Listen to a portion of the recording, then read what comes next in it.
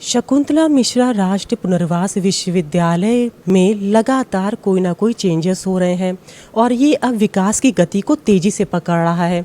वजह है यहाँ के कुलपति आचार्य संजय सिंह। यहाँ का जब से कार्यभार संभाले हैं तब से कोई ना कोई नया कोर्स शुरू हो रहा है और छात्र छात्राओं की बेहतर भविष्य के लिए रोज़ कोई ना कोई नए कदम उठाए जा रहे हैं।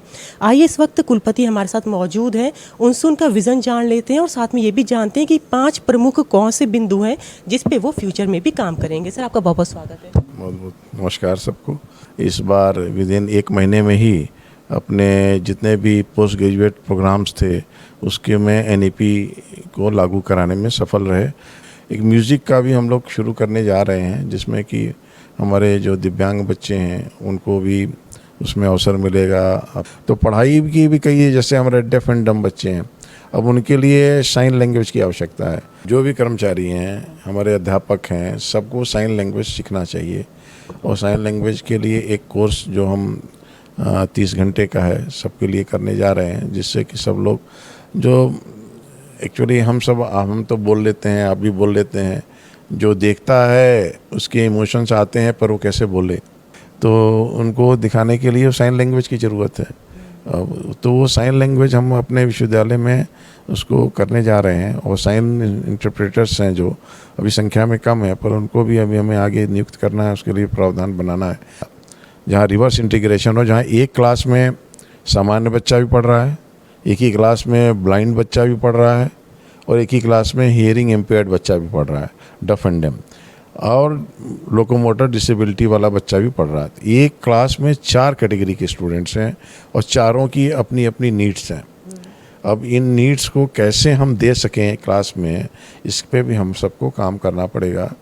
हमारे यहाँ ब्रेल प्रेस भी है, उसके माध्यम से भी हम चाह रहे हैं कि जो स्पेशलाइज्ड बुक्स हैं रिसर्च के में और पीजी लेवल पे, इन बुक्स को भी हम कन्वर्ट कराएं, जिससे कि ज़्यादातर जो हमारी किताबें हैं वो टॉकिंग उसमें आ जाएं, जिससे कि बच्चे सुन के उसको कर सकें।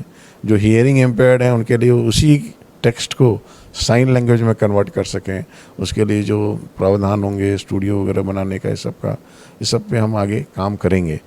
और इसी क्षेत्र में मैं थोड़ा ये भी कोशिश करूँगा कि अपने ही देश के बच्चे नहीं और बाहर के भी बच्चे जो हमारे दिव्यांगजन बाहर में हैं और वो पढ़ना चाहते हैं तो हमारे विश्वविद्यालय में उनको अवसर मिले, इसके लिए भी हम सब प्रयास करेंगे।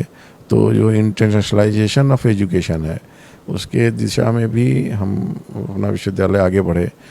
एक ये भी कंसेप्ट ला रहे हैं कि जो इंक्यूबेशन सेंटर है स्टार्टअप्स, तो दिव्यांग जो बच्चे हैं वो स्टार्टअप्स की तरफ बढ़ें। One more thing, placement cell को कैसे और मजबूत करेंगे, क्योंकि हर एक विश्वविद्यालय का प्लेसमेंट सेल बेहद महत्वपूर्ण होता है।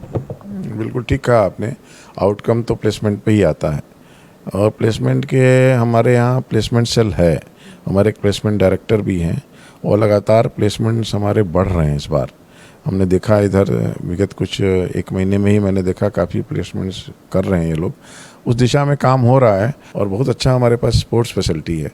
तो मैं तो ये भी कहूँगा कि जो भी दिव्यांग बच्चे जो स्पोर्ट्स में इंटरेस्टेड हों उनके लिए हम एक पॉलिसी भी ले आ रहे हैं, स्पोर्ट्स पॉलिसी है जिसमें कि स्पोर्ट्स कोटा के तहत भी कुछ हम एडमिशन्स करेंगे उसको।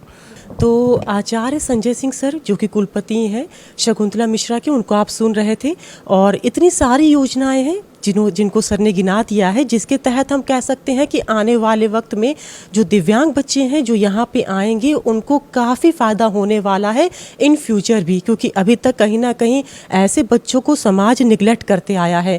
लेकिन ये विश्वविद्यालय अब इस तरह के बच्चों को पूरी तरह से आत्मनिर्भर बना देगा ताकि इन्हें किसी और की ज़रूरत ही नहीं पड़ेगी। जिस तरह की सर की योजनाएँ हैं उससे सुनकर ये लग रहा है कि आने वाले वक्त में यहाँ पे पढ़ने वाले जो दिव्यांग बच्चे होंगे उनको एक बेहतर जीवन भी मिलेगा और बेहतर भविष्य भी मिलेगा।